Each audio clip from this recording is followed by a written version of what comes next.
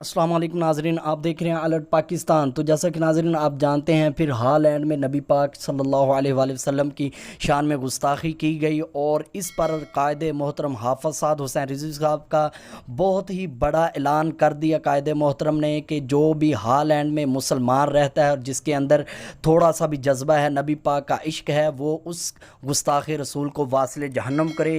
اور یہ دیکھیں ناظرین، بار بار یہ مسلمان ہیں، بار بار گستاخی ہو رہی ہے۔ یہ ہمارے کس طرح کے حکمران ہیں جو بغیرت اتنا کچھ سننے کے بعد ویسے تو یہ دعوے کرتے ہیں کہ ہم ختم نبوت کے پاسبان ہیں، ہم عشق رسول رکھتے ہیں، تو اب ان کا عشق کہاں جاتا ہے؟ جب یہ گستاخی کوئی ہوتی ہے تو پھر یہ کیوں نہیں بکواس کرتے؟ اب حکومت وقت سے قائد محترم نے یہ بھرپور مطالبہ کر دیا ہے ہالینڈ کو فوری طور پر جواب دیا جائے، ورنہ ہم انشاءاللہ کھڑے ہوں گے اور اس گستاخ کا سر تن سے جدا کر کے رہیں گے۔